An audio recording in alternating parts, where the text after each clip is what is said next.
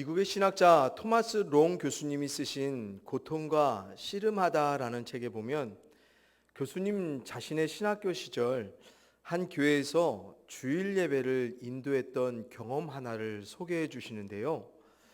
당시 이제 예배를 마치고 한 여성분이 교수님께 다가와 손을 붙잡고 눈을 마주치며 오늘 아침 첫 찬송이 너무 좋았습니다라고 말하는 것이었습니다. 솔직히 교수님은 첫 찬송이 무엇이었는지 잘 기억도 나지 않았지만 이 여성분에게 뭐라도 화답해야 할 듯 싶어서 네, 제가 제일 좋아하는 찬송 중 하나입니다 라며 마치 자신이 다 알고 있었다는 듯이 약간의 허세를 부리며 대답했다고 합니다. 그런데 갑자기 이 여성분의 표정이 어두워지고 교수님이 놀랄 만큼 이 여성분 얼굴에 혐오감이 가득 차 올라오는 것을 보았다고 합니다. 그리고 곧장 직감적으로 첫 찬송이 좋았다는 이 여성분의 표현은 단순한 긍정이 아닌 빈정거림이었다는 것을 깨닫게 되었다고 합니다. 그리고 어두운 표정으로 이 여성분이 거듭 말하기를 저는 그 찬송이 잔인하다고 생각했어요 라며 성급히 손을 밀쳐내며 교회 밖으로 나가더라는 것입니다. 그래서 교수님이 곧장 뛰어들어가 도대체 어떤 찬송이었길래 이 여인의 마음 가운데 그 찬송의 내용이 잔인하게 들려졌을까 하며 얼른 주보를 보았더니 오늘 우리도 함께 찬송했던 첫 찬송입니다. 너 근심 걱정 말아라 주 너를 지키리라는 찬송이었다는 것입니다. 나중에 알고 보니 이 여성분은 장애를 가진 두 아이의 엄마였고 불행한 결혼 생활로 인해 감정적으로 매우 괴로운 상태로 힘겨운 삶을 간신히 버텨내던 분이었다는 사실을 알게 되었다고 합니다. 이런 버거운 고난이 있었기 때문에 어쩌면 너 근심 걱정 말아라 주 너를 지키리 아무 때나 어디서나 주 너를 지키리 라는 찬상의 가사가 이 여성분께는 위로와 소망이 아닌 오히려 잔인하게 비참하게 들려졌는지 모르겠습니다. 왜냐하면 언제 어디서나 늘 지켜주시겠다 말씀하신 주님께서 그녀에겐 장애를 가진 두 자녀를 주셨고요. 그리고 불행한 결혼 생활까지 겹쳐 겨우겨우 간신히 삶을 힘겹게 버텨내야 했기 때문이었습니다. 어쩌면 우리들도요, 삶에 불행한 일이 있고 자신으로서는 도저히 감당할 수 없는 삶의 문제로 괴로워하고 있다면 그래서 하루하루 버텨내는 힘겨운 삶의 오늘을 고난으로 간신히 살아가고 있다면 아무리 전능하신 하나님의 도우심을 갈망하며 예배하고 그 하나님이 우리의 삶에 놀라운 능력으로 지켜주신다 믿음으로 찬송하며 또한 같은 맥락의 하나님의 말씀을 우리가 듣게 될지라도 고난의 때에는요 전혀 이 내용들이 그대로 들려지지 않을 때가 있고요 때론 그렇게 들려지는 하나님에 관한 내용들이 믿음으로 온전히 받아들여지기보다 오히려 딴 나라의 얘기처럼 그런 하나님은 자신에게 한참은 멀게만 느껴져 야속할 뿐이고요 고난의 정도가 더 심할 때면 아까 그 여성분처럼 그렇게 말씀하시며 고난을 살게 하신 하나님이 오히려 잔인하게 생각될런지도 모르겠습니다. 왜요? 하나님을 믿지만 삶에 지켜지는 것 하나도 없는 것 같고요. 그래서 근심 걱정하지 말라는 이 말씀에 근심 걱정하는 자신은 점점 초라하게 느껴지고 또한 자신의 근심 걱정을 돌보시지 않고 고난을 살게 하시는 하나님 점점 불쾌하게 느껴지고 때론 잔인하게 느껴지기 때문일 것입니다. 사랑하는 우리 질그릇교회 성도님들, 우리 성도님들께서는 요즘 어떻게 하나님을 보고 계십니까? 삶에 피할 수 없는 또한 말로 다 표현할 수 없는 고난의 때를 삶에 살아가시면서 얼마나 힘들고 어렵고 또한 괴로우십니까? 분명 다 괜찮다고 잘 지내고 있다고 늘 말씀들은 하시겠지만 구체적인 삶의 시간들 속에 여전히 감당해야 할 많은 고난의 시간들 여러분께 있는 줄 알고 있습니다. 또한 곁에 가족이 있고 친구가 있고 동료가 있어도 남몰래 혼자서만 묵묵히 감당하고 계신 고난의 무게들이 있는 것도 조금 알고 있습니다. 그렇다면 지금 여러분들이 감당하고 계신 그 고난의 시간들과 무게들 가운데 여러분들이 믿는 하나님이 어떻게 경험되고 어떻게 느껴지고 계십니까? 혹시 서두에 말씀드린 그 여성분처럼 하나님 여러분의 삶에 잔인한 분이십니까? 아니면 여러분의 하나님 고난의 정도와 상관없이 여전히 고난을 살 수 있게 하시는 위로의 하나님 되십니까? 저는 오늘 말씀 가운데 이 위로의 하나님을 우리가 거듭 발견하기를 간절히 소원합니다. 세상 어디에서도 누구에게도 발견될 수 없는 위로의 손길이 우리의 전능하신 하나님께로 통해서는 반드시 우리의 고난 가운데 위로가 되어 주신다는 이 분명한 진리가 우리 성도님들 가운데 거듭 확고한 믿음으로 자리 잡는 은혜의 시간이 되기를 오늘 간절히 소원해 봅니다. 먼저 우리 다 같이 본문 3절부터 5절의 말씀 한번 읽어볼까요? 같이 읽습니다. 시작. 찬송하리로다. 그는 우리 주 예수 그리스도의 하나님이시요 자비의 아버지시요 모든 위로의 하나님이시며 우리의 모든 환난 중에서 우리를 위로하사 우리를 하여금 하나님께 받는 위로로서 모든 환난 중에 있는 자들을 능히 위로하게 하시는 이시로다. 그리스도의 고난이 우리에게 넘친 것 같이 우리가 받는 위로도 그리스도로 말미암아 넘치는도다. 아멘. 여러분, 사도 바울의 이 고백이 참 위대하고 놀라운 이유는요, 사도 바울 자신이 당한, 그리고 우리 그리스도인들이 당할 고난 그 자체를 너무 심각하게 바라보지 않는다는 것입니다. 어쩌면 아주 당연한 것처럼 우리의 고난은 우리 삶 가운데 주어진 것이라 사도 바울이 아주 태연하게 말하고 있다는 것이에요. 먼저 우리가 이 사실에 거듭 조금 주목해 볼 필요가 있습니다. 가면 갈수록 점점 우리 기독 신앙 안에 착각을 넘어서 이젠 환상으로 자리 잡은 것이 있다면 아마 하나님 믿는 자들에겐 더 이상 고난이 없어야 한다는 환상일 것입니다. 성경 어디에도 고난이 없을 것이라 우리에게 약속된 하나님의 말씀 전혀 없고요.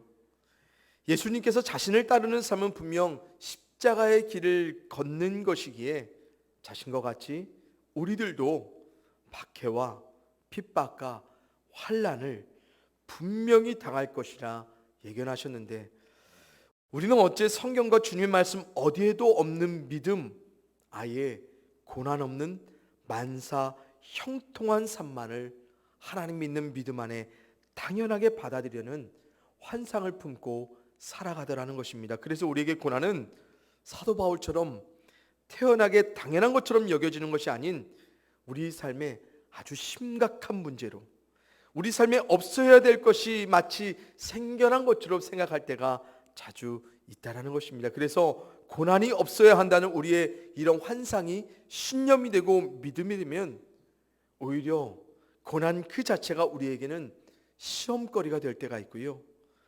고난이 우리의 신앙을 강화하여 성숙하게 만드는 것이 아닌 오히려 신앙의 길을 벗어나게 만드는 궁극적인 이유가 되게 됩니다. 하지만 사도 바울이 빌립보서에서 분명히 이렇게 증거합니다. 그리스도를 위하여 너에게 은혜를 주신 것은 다만 그를 믿을 뿐 아니라 또한 그를 위하여 고난도 받게 하려 하심이라. 아멘. 사도 바울이 뭐라고 증거합니까? 하나님의 은혜 안에 단지 믿음만이 있는 것이 아니라 고난받음도 함께 있다고 말하고 있습니다. 그래서 자주 들어보신 바와 같이 사도 바울은 고난을 즐거워하라, 기뻐하라라고 자주 선포합니다. 왜요? 고난 또한 믿음처럼 하나님의 은혜로서 우리의 삶에 주어진 것이기에 우리는 즐거워하고 기뻐할 수 있다는 것입니다. 그래서 사도 베드로는요, 부당한 고난까지도 하나님 생각함으로 참으면 그거 아름다운 일이다. 우리를 연단하러 찾아오는 어떠한 시험이라도 이상하게 생각하지 말고 오히려 고난에 참여하는 것 그 자체를 즐거워하라고 같은 맥락으로 우리 가운데 도전합니다. 그렇다면 우리가 고난을 어떻게 하나님의 은혜로 바라볼 수 있겠습니까? 예수님을 따라 십자가의 길을 건 그 삶이 어떻게 우리에겐 믿음이 될 수 있겠습니까? 또한 우리 자신의 그릇되고 잘못된 이유로서도 고난당하는 것 우리는 최대한 경험하지 않았으면 좋겠는데, 그게 우리의 진심인데 이렇게 애매하고 부당한 고난들까지도 하나님 때문에, 주의 복음 때문에 우리가 참여하며 즐거워할 수 있겠습니까? 이런 우리가 될 수 있는 분명한 이유를 오늘 사도 바울은 하나님의 위로 때문이라 우리에게 증거합니다. 본문에 무려 10번이나 등장한 헬라어 위로에 해당하는 단어 파라클레시스라는 단어는요, 주로 성경에서 위로와 위완, 또 권면과 격려라는 의미로 사용됩니다. 우리말 사전에서도 헬라어 의미 그대로를 간직해서 이렇게 정의하는데요, 먼저 위로, 남의 괴로움이나 슬픔을 달래주려고 따뜻한 말이나 행동을 베품, 위안, 위로하여 마음을 편하게 해주는 것. 권면, 남을 알아듣도록 타일러서 어떤 일에 힘쓰도록 해주는 것. 격려, 용기나 힘 따위를 북돋아 주는 것이라 말합니다. 위로, 위안, 권면, 격려, 이 모두가 지향하는 의미가 무엇입니까? 어떠한 상황 가운데 상대를 달래어 편안하게 해주는 겁니다. 그리고 그 상황 가운데 상대가 뭔가를 할 수 있게끔 힘을 주고 용기를 북돋아 주는 것이라고 말하고 있습니다. 바로 사도 바울이 하나님의 위로를 의미할 때도 같은 방향성을 가지고 있습니다. 모든 고난 가운데 하나님의 위로는 단지 문제의 해결만을 말하는 것이 아니라는 것입니다. 대신 하나님의 위로는 우리가 모든 고난을 견뎌낼 수 있는 이유가 되어 주신다는 거예요. 또한 하나님이 우리로 고난당하는 그 삶을 버티어 이겨낼 수 있도록, 하나님의 구원을 바라볼 수 있도록 우리를 북돋아 주시고 우리를 달래주신 것, 그래서 하나님을 위하여서 참아갈 수 있는 그 삶의 다음을 바라보게 되는 그 동기가 되어주는 것, 그것이 바로 하나님의 위로라고 말하고 있습니다. 그러기에 사도 바울이 말합니다. 모든 환난 가운데 하나님이 우리를 위로하실 거야. 모든 환난 중에 있는 자들 하나님의 위로 때문에 능히 그 삶을 살게 될 거야. 그래서 고난이 넘친다면 하나님의 은혜는 그것보다 훨씬 더 넘쳐날 것이라 더없이 우리에게 증거하고 있습니다. 그러면서 사도 바울이 자신의 경험을 통해 이 고난의 정도를 어디까지 설명합니까? 8절부터 10절에 보면 사도 바울은 힘에 겹도록 심한 고난, 그래서 살 소망이 끊어진 순간까지, 심지어 사형 선고를 받은 줄로 알았던 거기까지도 자신들이 오직 하나님만을 의지할 수 있도록, 그래서 결국 하나님의 구원을 경험하는 결과로 이끌어준 것, 그것이 바로 하나님의 위로라 선포하며 거듭 10절에서 확신하며 이렇게 선포합니다. 우리를 건지셨고 건지실 것이며 이후에도 다시 건지시기를 바라노라. 아멘. 즉 하나님의 위로는 하나님의 구원, 그분의 건지시는 거기까지 우리를 이끌어 의지할 수 있도록 가시는 하나님의 놀라운 능력이자 동기이자 이유가 된다라고 사도 바울이 선포하는 것입니다. 보세요.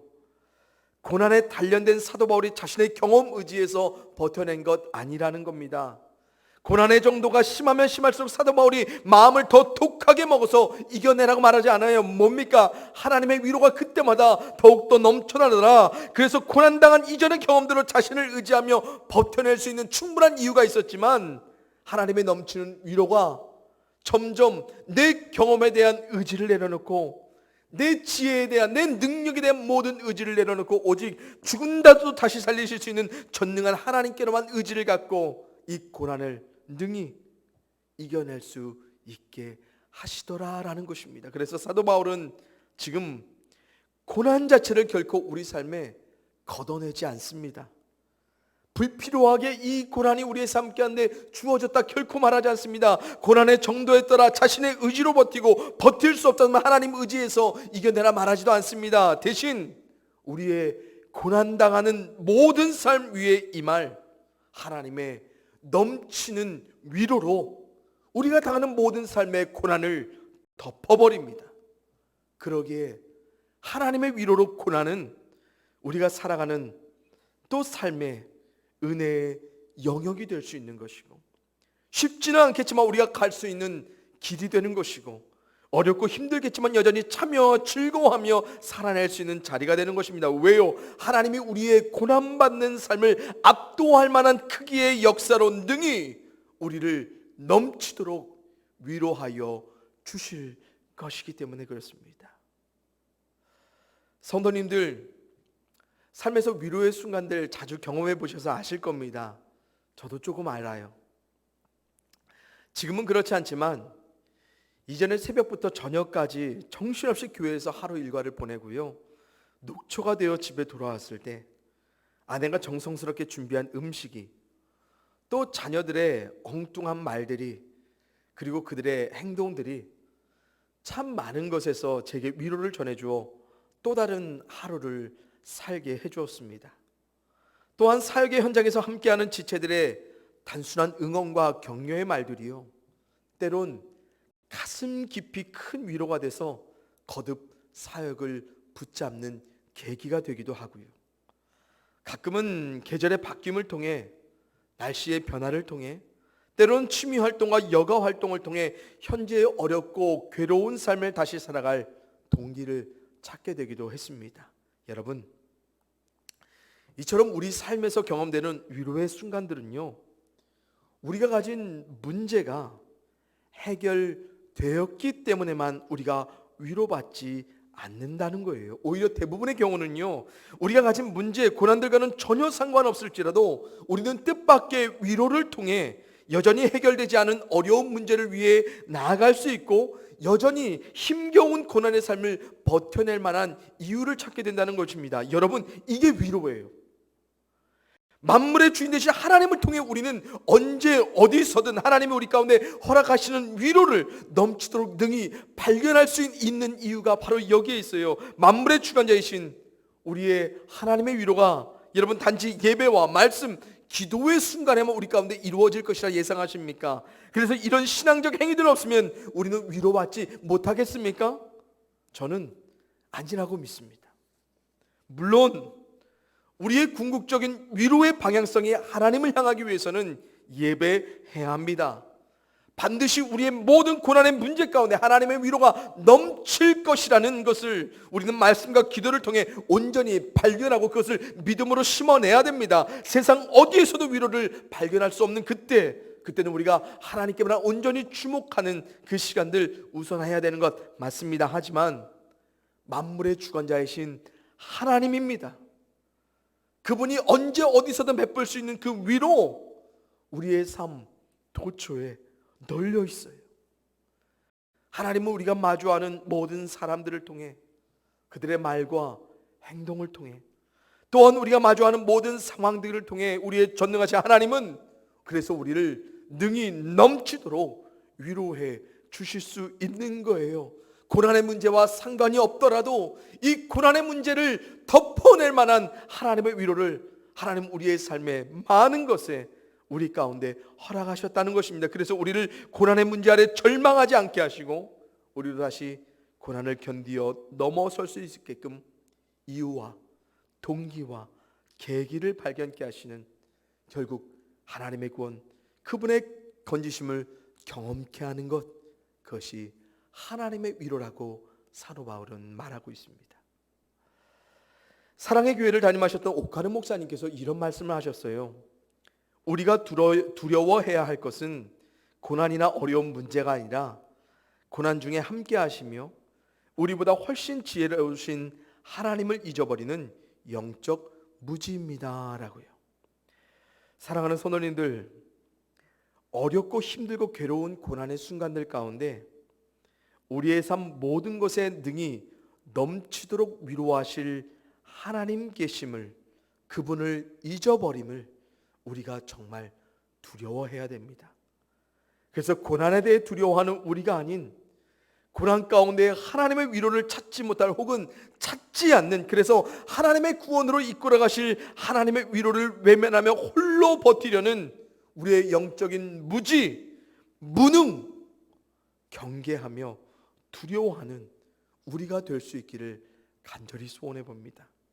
그러므로 하나님의 능이 넘치는 이 위로 때문에 우리에게 주어진 고난들 가감히, 태연하게, 당연하게 여길 수 있는 담대한 믿음이 생겨나길 바라고요.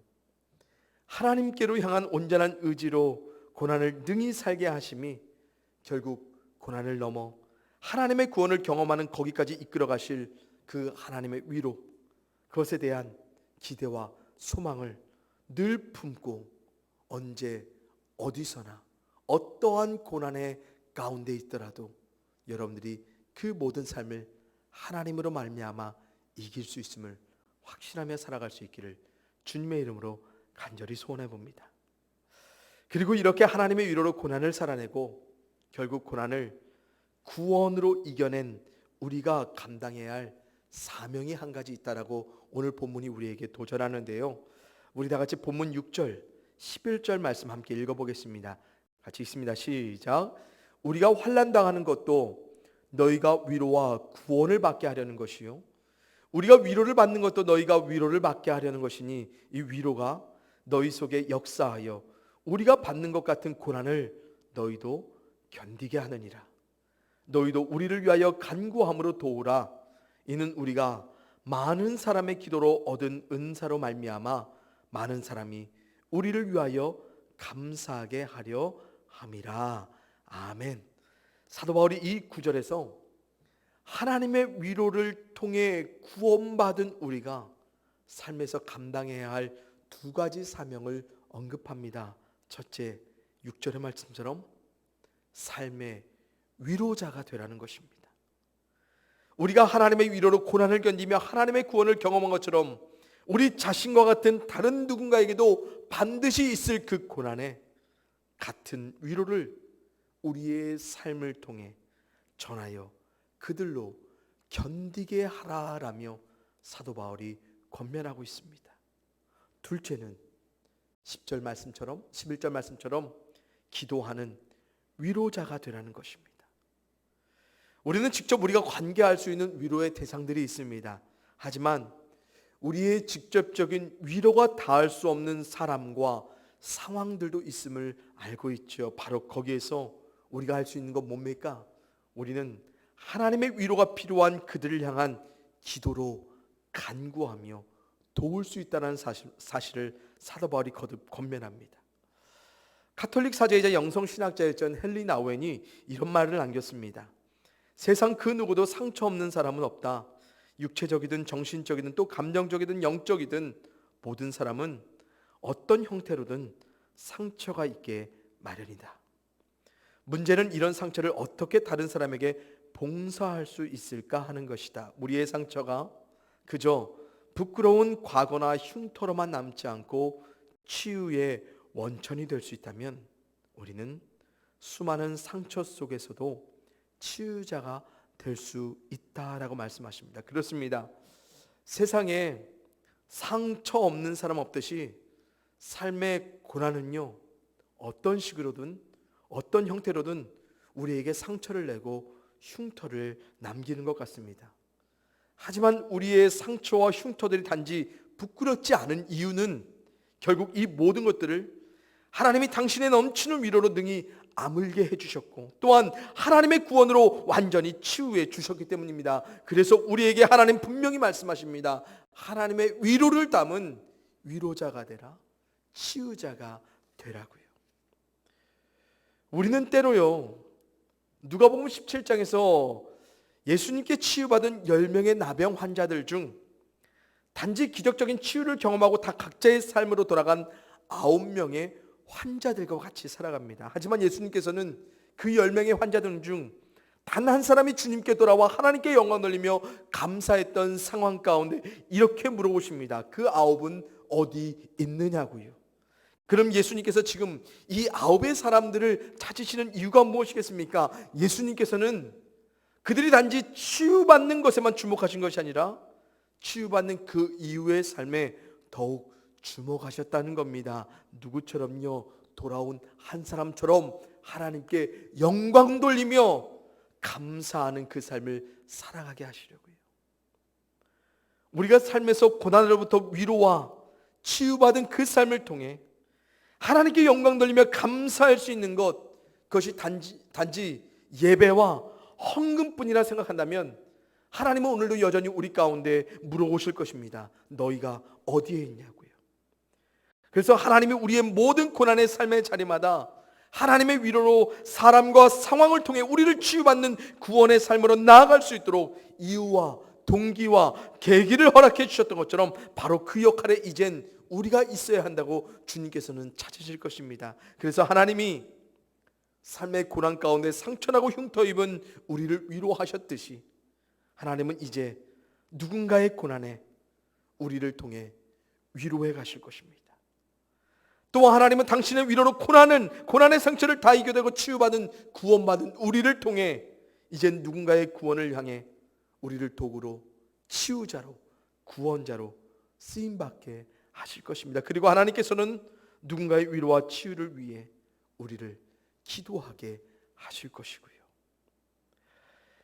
사랑하는 우리 질그릇교회 성도님들, 조금 더 멀리 봅시다. 조금 더 하나님의 깊은 부르심의 이유와 목적에 주목하십시다. 그것은 바로 고난받은, 고난을 이겨낸 하나님의 위로와 하나님의 구원으로 이 모든 것들을 치유받은 우리, 이 세상 가운데 또 다른 치유자로 살아가길 원하신다는 사실입니다. 우리 모두가 우리의 고난 가운데 아무 때나 어디서나 항상 넘치는 위로로 우리의 고난을 능히 살게 하실 하나님을 기억할 수 있기를 소원합니다. 그리고 고난의 모든 과정을 하나님의 위로로 구원에 이르게 하실 치유의 경험들에 더욱 풍성한 우리의 삶이 될 수 있기도 거듭 소원해 봅니다. 그래서 하나님의 위로로 능히 삶의 모든 고난을 이겨낸 우리에게 맡겨진 그 사명, 누군가의 위로자로, 치유자로, 기도자로 우리를 세워가시는 하나님의 목적하심에 거듭 주목하며 하나님께 영광된 삶의 다함을 감사함의 봉사와 섬김과 희생으로 살아갈 수 있는 우리도 이루어지기를 간절히 소원해 봅니다. 하나님의 위로로 살고 하나님의 위로를 전하는 축복의 삶, 이 모두가 우리의 삶의 순종으로 하나님 앞에 드려질 수 있기를 주님의 이름으로 간절히 축원해 봅니다. 함께 기도하겠습니다. 사랑의 아버지 하나님, 참으로 감사를 드립니다. 우리의 모든 인생 가운데 어떠한 고난 가운데서도 하나님은 우리에게 위로가 되어주시고 우리의 삶의 모든 고난을 덮어내고도 남을 만한 능한 넘치는 위로로 우리로 그 모든 고난의 삶을 살아가게 하시고 넘어서게 하시고 이겨내게 하셔서 하나님의 건져냄 구원을 경험케 하시니 참으로 감사를 드립니다. 아버지 하나님, 우리 가운데 약속된 이 은혜, 이 축복 우리가 놓치지 않게 하여 주시옵소서. 고난을 두려워하기보단 고난 가운데 위로를 베풀어 이 모든 두려움의 상황을 이겨내게 하실 하나님을 더욱 큰 눈으로 더욱 큰 믿음으로 바라볼 수 있도록 우리를 인도해 주시고 넘치는 이 위로로 말미암아 하나님 우리의 삶을 치유하여 구원하시는 그 삶의 순간들을 매일의 삶에 더욱 풍성하게 경험하는 우리 모두가 되기를 간절히 소원해 봅니다. 또한 치유받은 우리, 위로받은 우리가 단지 우리 자신의 치유와 위로로서만 만족하지 아니하고 하나님 우리 가운데 위로하셨듯이 우리의 삶의 위로자로, 하나님이 우리를 치유하여 구원해 주셨듯이 우리도 누군가를 위한 치유자로, 또한 우리의 손길이 함께 할 수 없는 거기에는 기도자로 우리가 도우며 살아갈 수 있도록 주님 우리의 삶을 인도하여 주시옵소서. 더 높고 더 깊은 이 부르심의 목적 가운데 순종할 수 있는 우리가 될 수 있기를 간절히 소원해 봅니다. 주님 정말로 감사합니다. 하나님께로 말미암는 위로, 이것 때문에 우리가 홀로 버텨내지 않게 하심 너무너무 감사를 드립니다. 모든 영광 주님께 올려드리며 사랑이 많으신 예수 그리스도의 이름으로 기도하여 싸움나이다. 아멘.